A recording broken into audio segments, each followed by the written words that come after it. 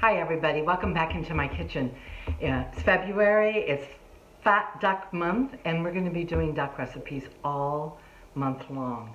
So this first one is sort of an easy introduction because it's not so critical what kind of duck or where you get it or if it's a whole duck or in pieces. It's a Civet de Canard d'Agen. A Civet is a wine-based stew. I'm going to say stew, it's not really quite a stew, but it's a wine-based slow cooked meat dish, and when we say it's from Agen, it's because of the pruneau d'Agen, and that's an important ingredient in this part of France where we grow plum trees for drying for sweet prunes. So we're going to start with the duck itself, and I know I've talked a little bit about this before, but here, let's look. This is a whole duckling. You can sort of see by proportion of my size to it. It weighs about 3 pounds. This is it's got a beautiful breast. It's very yellow colored, and you can see the dark red meat underneath because this was from a farm and it was fed on yellow corn. So instead of it being white, like you'll see the next duck, it really shows its roots here. People in my part of France love to see that yellow corn, yellow fat, because that indicates flavor. So the other duck, whole duck that I have here, is a much larger duck. It's 3 kilos, so over 6 pounds, 6.5 pounds. And it is also a farm duck, but it's not a foie gras duck. A foie gras duck would be again this much larger and be 6 kilos. So you can see double the size. So we can see there's lots of options here in Southwest France for ducks. So what you might come up with is a smaller Peking duckling. Excuse me. I'll be right back. So before I was so rudely interrupted by Chica, who's my companion and needs to be taken care of too, I was talking about the difference between these two sizes of ducks. Well, here we go. So you can see there's quite a difference. However, it doesn't matter if you can get a fresh duck or a frozen duck, if you buy a whole duck or you buy duck parts, duck legs. This recipe is perfect for using the legs and the thighs. I will probably reserve the breast from these ducks for another use. And we're going to do a quick little easy breakdown, and then I'll talk you through the recipe. So let's get started. So let's start with a basic breakdown. I'm going to hone my knife a little bit because of the steel, you're just honing it. And I'll talk about that and do that a little bit later as well on another video. But right now I'm going to take this duckling and I'm going to joint it or break it down so that I have all the different pieces. And you'll see that whereas sometimes people will say, oh, you only get 2 servings from a duck, that this actually I can serve 6 people from this duck, and you'll see as we break this down. So I'm removing the head and the neck, which you probably won't have to worry about when you order a duck or get a duck already prepared from the supermarket. I'm also taking off the binding because this was bound up for roasting. And now I'm going to just make a score down with the tip of my knife down the breastbone. The breastbone in a duck is very different from a chicken. It's instead of a flat piece of cartilage, it's very pointy, more like the keel of a boat and quite hard. So you have to go down either side of the breastbone and then along the wishbone until you can loosen up and take that breast meat will come right off. It's almost got a seam in there and it'll fall right off so that we can remove this half of the duck, the meat from the carcass.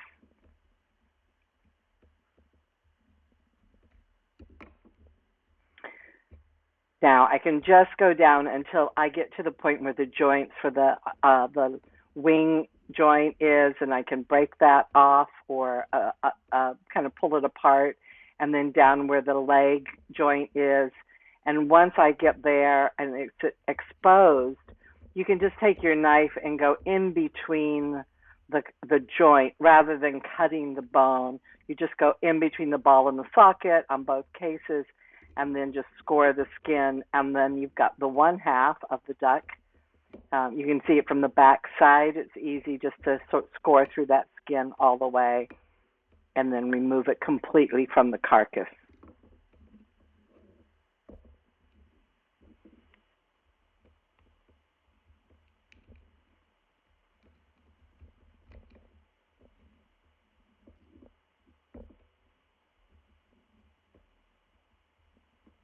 So there's the one half of the duck.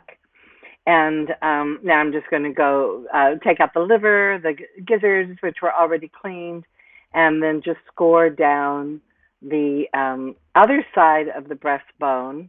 And you'll see what I mean more about that keel sort of sticking way up from the carcass itself. Now, if you bought duck in pieces, it's like, okay, look how much easier that is. However, you get so much when you buy a whole bird because you get not just the breast or the white meat for chicken, the legs, the thighs. You get the wings, and then you get the carcass itself, the back and the ribs. So when we make a stock or a bouillon, that's going to go for an entire other dish and is a very cost-effective way to produce more than one meal from one bird.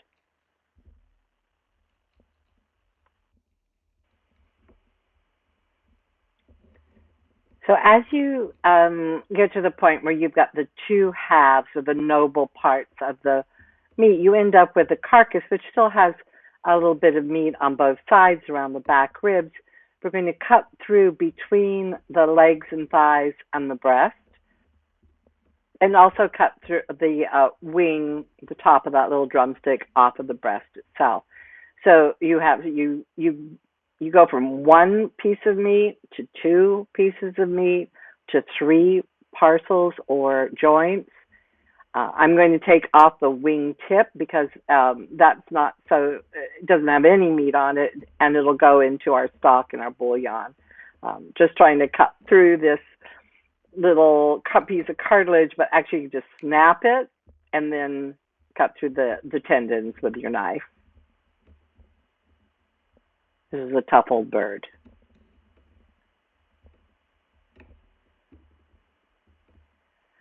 So where one serving might be a whole breast, you actually, by cutting it in two, we're going to get even-sized pieces. The leg, the breast cut in half, the wing times two means we're going to have quite a bit of meat that we can serve between 4 and 6 people very nicely off of one duckling-sized duck.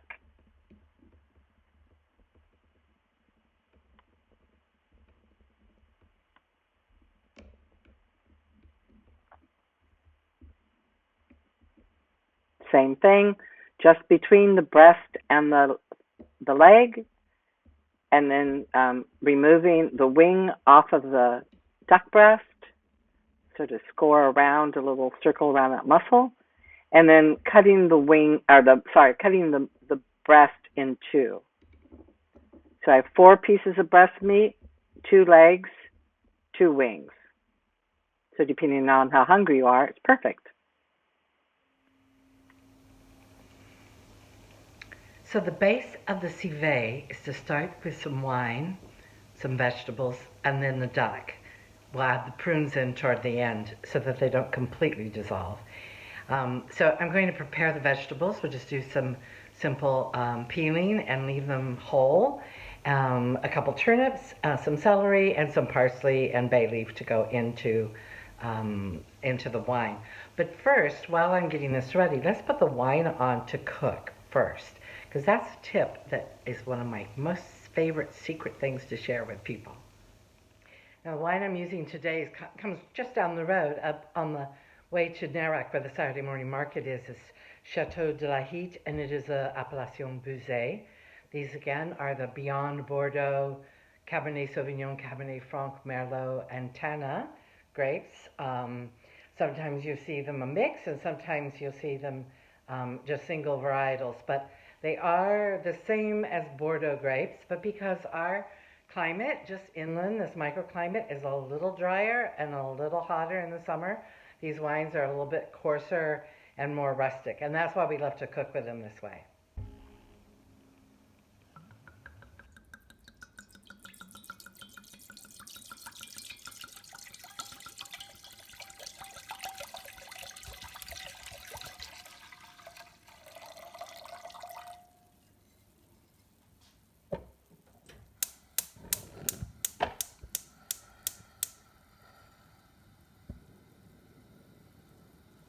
So yes, we're really going to cook this wine on high and bring it to a boil so we can flame it.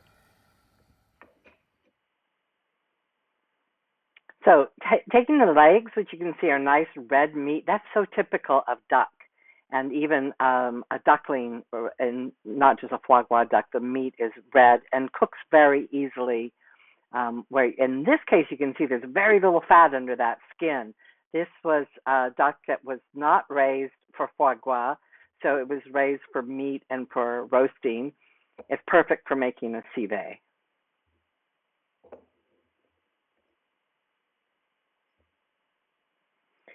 So just take the carrots. We're just going to use 2 carrots. If you use too many carrots in recipes like this, the sauce can become too sweet. And these are winter carrots, so just peel them. I wouldn't use baby carrots in something like this. You won't get any flavor out of them.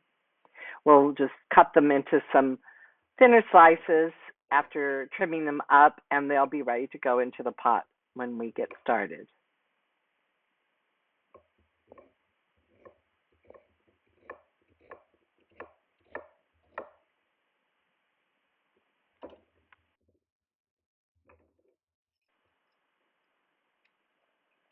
Next, I'm going to peel a couple little turnips that I have here. Turnips add a wonderful sort of earthy, almost peppery, radish kind of flavor to dishes, and that will help balance between the sweetness of the carrots. If these are small turnips, so they're not, I think the size, it's not about the size, but how long they've been growing in the ground and how strong they are. They're not very strong tasting. Although duck and turnips is a classic combination for roasting, particularly here in France.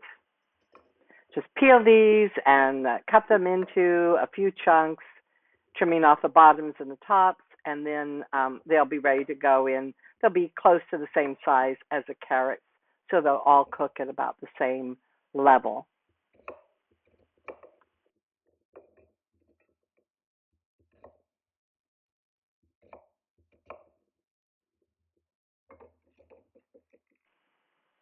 And now I have some nice celery, fresh celery branch.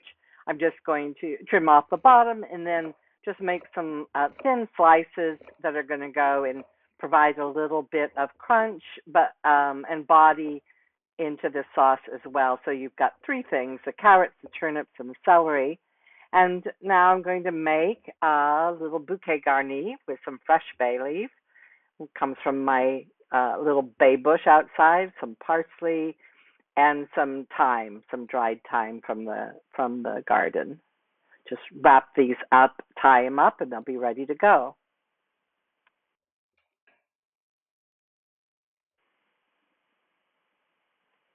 It's very handy to keep some twine close by so you can do things like tie things up together or create a little pouch out of some old tea towels. That's what I use, or cheesecloth. But the main thing is that you want to be able to retrieve these bits and pieces from the sauce.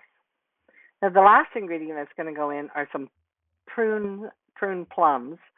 These are dried plums, the prune d'Agen. They're dark black outside, but inside they're sort of a deep golden brown, and they're very soft. As you can see, I can pull them apart, and you see the stone. I'll leave the pit inside when I'm cooking these. Now let's turn our attention back to the wine because it's heated up and is actually starting to bubble, and I'm going to flame it. I'm not sure how successful you're going to see the flames on the film, but it will actually, there it goes. You'll actually see the alcohol vapors flaming off, not as violently as with brandy or Armagnac, for example, but there's quite a bit of alcohol, 12% or so in the liquid. Now there it kind of went off on its own, so I don't think that was all of the alcohol burnt off, but enough that it's going to soften the wine as we use it in the sauce. So let's add in our carrots. Next will come the turnips. Let's put the celery in. And the bouquet garni, of course.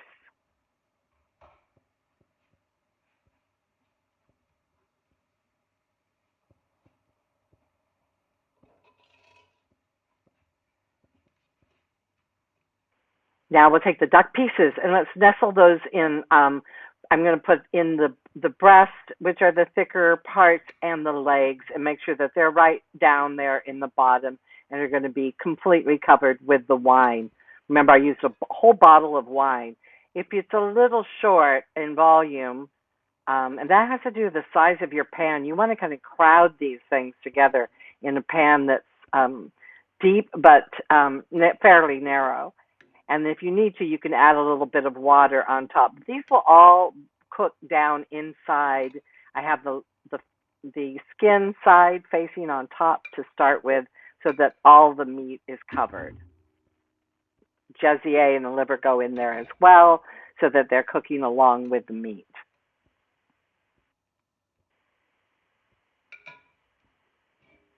Let's stick the cover on, because we want this to keep all of the volume of liquid in there and turn the flames down a little, so that this will just continue to simmer. So it's that easy. It doesn't take very much time to actually put everything together, prepare, chop, cut. If you're working with pre-cut pieces of duck, then you eliminate that as well, and you can just put it all in the pot with the wine and let it slowly cook. Turn the heat right down to a simmer. Now that's going to cook for 45 minutes or so until, I know the duck will be done in about 45 minutes, but it's sort of that next half an hour that's going to really make the magic. And you want this to cook a total of an hour and a half, hour and 20 minutes to an hour and a half. At that 45 minutes, 1 hour mark, I'm going to add in the prunes. And the prunes are going to, they put in a few in the beginning. They're going to sort of all fall apart in the long cooking. But these prunes that are going to stay whole, and we'll talk a little bit more about them, these are very soft. These are what are called here mi-cuit. They've been only dehydrated to 50% of the hydration level that they want. You can get the same results, almost, by taking your dried prunes and soaking them. And what I would do is just soak them in some water and put them in the refrigerator and soak them overnight. You don't have to add tea. You don't have to, I don't know why the tea thing started, where that came from. But you do want to hydrate them so that they'll absorb the wine. If you put them in the wine while they're hard, they're going to stay hard and chewy. So rehydrate these prunes, the prune plums, in water overnight or for a couple hours. I would use, if you're just going to do it for an hour or two, I'd use warm water. Just let them soak in that, let them hydrate. And then we'll put those in at the end to cook for the final half hour, and to taste. And I haven't put any salt in there yet, right? So we're going to do that more toward the end, as I get a chance to get the flavors developed. I see how much salt I really want in there. Now, while the duck is cooking and the civet is cooking and the duck is in the red wine sauce, you might want to consider how you're going to serve this. I often like to serve something that's very saucy, this deep red sauce, which we're going to add a little bit of chocolate at the end to thicken it, to give it a little extra body behind. That goes with the red wine so beautifully. And that's very typical of a civet. Or you add a little bit of fresh blood, because civet is often made with game. So you would keep it from a wild hare or a pheasant or even venison. You would keep some of the blood from the freshly bled out animal and use that at the end to thicken the sauce a little bit. So when I think about how would I serve this, I'm going to serve it in a sort of a bowl, a dishy bowl, so I can get a lot of the sauce. But I'd like to serve it with something that I can really use to be a foil for that. And in this case, because it's duck, I'm going to go with la cruchade or polenta, which is a cornmeal pudding that's used, that was often served here rather than bread, long before white bread and wheat were the norm. Long before baguettes became standards, people ate cornmeal, cooked in many different ways, including bread, but often as a creamy base for food with sauces. So I'm going to make a little bit of a polenta, la cruchade on the side, and garnish it with some of the skin from the duck, some cracklings that I have, and then I put the meat and the sauce over that on top in the bowl. So that should be delicious. So to make la cruchade, I'm using a liter of water, about a half a teaspoon of salt, and I'm going to use about 250 grams of polenta, or a cup and a half to 2 cups maximum. Put the water on to boil and go ahead and stir in the polenta as soon as it starts to come to a boil, and then I'll put the lid on. This polenta recipe is about 4 to 1, 4 volumes of water to 1 volume of cornmeal. You can even go further and make it 5 volumes of water to 1 volume of cornmeal. It makes for a creamier polenta or la cruchade that doesn't seize up so fast. And then I just give it a few stirs in the beginning and leave the lid on. Put a diffuser on underneath or turn it down low, and just let it cook for 25 or 30 minutes. Now is a good time to go ahead and check the civet. There'll be a little evaporation depending on how tight a seal your lid is on your pot. I'm using a cast iron, something like Le Creuset, but it's an old, it's called a du feu, and it's oval shape, so I use it a lot for poultry. But I just make sure that that's cooking on a very low volume of heat, and just let everything keep So one of the beauties about a recipe like this is that you can let things cook on the back of the stove. You could put this in the oven if you needed to walk away from it and you weren't sure. Even the polenta you can put in the oven. But I like to just have it on the stove while I'm in the kitchen or doing other things, and keeping my eye on it from time to time. So the polenta, I can turn it off and just sit there while the civet continues to cook slowly for a total of about an hour and a half.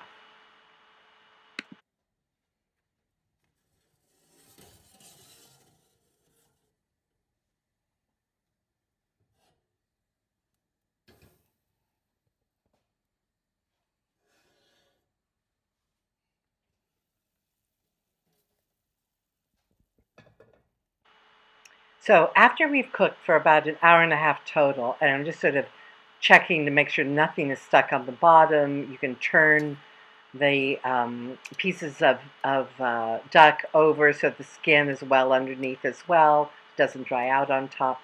And then I'm just going to taste it and see where I want to correct the seasoning and add my salt. So tasting is the most important part of cooking, because you have to grow in confidence of, now if you never had this before, you're going to say, what is it supposed to taste like? Well, first of all, it should taste delicious. It should be something that you like. In this case, I know it's lacking in salt, so I am going to add that now. And I also will add some freshly ground black pepper as well.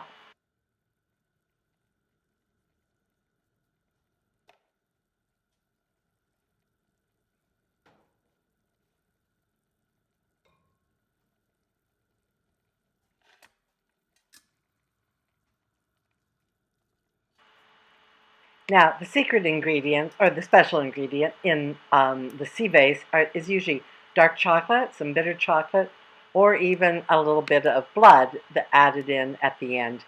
But I'm using chocolate today. Just 2 squares is enough to give that little depth of flavor, and I'll cook it for another 15 or 20 minutes with some more prunes, whole prunes, so that they'll be evident in the sauce and when we eat the civet de canard.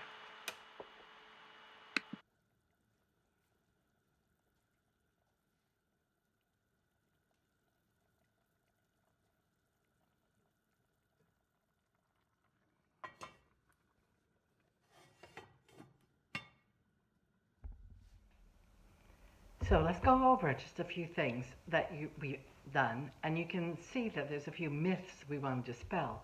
One is that duck has to be fatty. Even though this is the fat duck month, not all duck is fat, and if you get a duckling, you'll see by the layer of fat underneath the skin whether you want to remove some of that or just leave it on. In this case, it was This was a duckling. There was very, very little fat underneath the skin. There, I don't have to worry about excess fat at all in this. When we get to working with the fatted duck, and you'll see there'll be a layer anywhere from a quarter to a half an inch thick of fat underneath the subcutaneous fat, as well as pockets on the inside of the cavity as well. And that's where the sort of the liquid gold that we cook with comes from. The other thing is that you can cook with wine, but remember to cook the wine first, or to treat it in some way so that it modifies and reduces the high alcohol content in the wine. By cooking it, bringing it to a boil, flaming it, you've sort of amended its molecules, is the only way I can think of, so that it softens the wine so that when you go to make it, sometimes I add water to my wine at that point, but in this case, a Civet is a very serious wine sauce, so I wanted to keep that full bottle of wine in there. Let's see what else. Yeah, you don't need to do anything to, a carrot, celery, an onion, or I didn't put any garlic in this. I didn't put any onion. I put just carrot and turnip and celery. You don't need to add too many different things because the duck has such great flavor. You just want to add a little bit of that vegetable body to the backstory. We're going to serve it on a bed of sort of creamy polenta, which I added a bit of duck fat to as well, and let it cook just slowly. Remove it from the heat and just let that corn hydrate. That's the number one thing. I think that even if you're worried about making polenta I never do you have to stir and stir and stir like my grandmother used to make for 45 minutes nonstop. But sometimes what I'll do is I'll put the corn in the water and let it soak, just like you might soak beans. Anything that's going to rehydrate before I cook it, it'll cook faster that way. So let's see what this is going to come together in a nice, beautiful dish. I think that this is a great kind of dish to do with game as well as duck. You can use lean meats. Lamb is fabulous with it to do a civet in this kind of very rich wine sauce in which we add a little bit of chocolate at the end. I use just 2 squares like this. I might keep this one for myself. 2 squares to add into that, and then a handful of the prunes, the miqui, the softer prunes, are ones that you've rehydrated that are going to slightly sweeten that sauce, and you're going to taste it. It's going to be fabulous.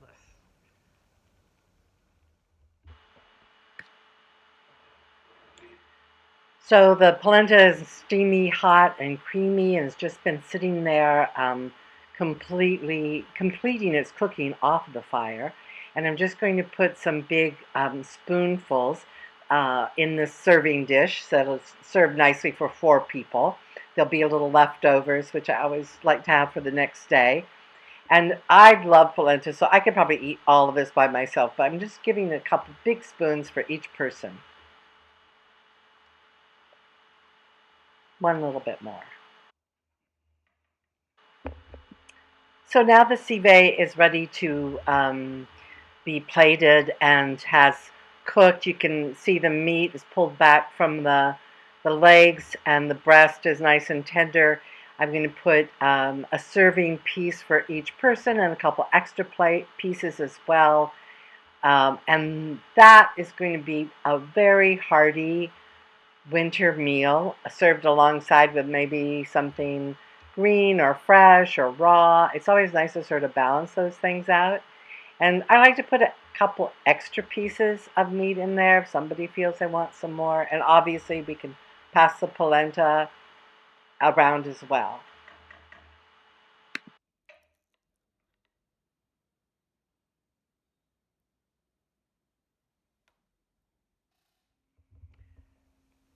So here we are with a big, beautiful platter full of polenta, la couchade in French, a plum. And you can see these plums are nice and fat and rehydrated from the sauce. The duck. And this is the sort of dish that is, you do a couple times during the winter, and you're going to have some leftovers, and so you just put those in the freezer, pull them out again, and heat them up on a day when you don't want to do any cooking. One of the nice things about the polenta is it's not sweet. It's just has a little nuttiness to it that really goes very well with that cooked wine sauce. The duck adds that rich, deep meat flavor to it. It's not a sweet sauce, even though the chocolate is added. That was very, I don't know, it was like 78% chocolate, so there's very little sugar in it. It's not a sweet sauce, and the prunes add just a little hint of sweetness as you eat it. But the sauce itself is quite savory, and you can add quite a bit of pepper to it as well to bring up the flavor a little bit if you like that. And then just taste a bit of the duck meat, which I'm just sort of eating out of my bowl here, which is cooked all the way through. It's not rare, but it's just starting to get to the point where it's falling apart. And that's what you want to see in a dish that's long cooked for an hour and a half or longer on your stove or in the oven, and just let it sort of rest there, do all the work for you.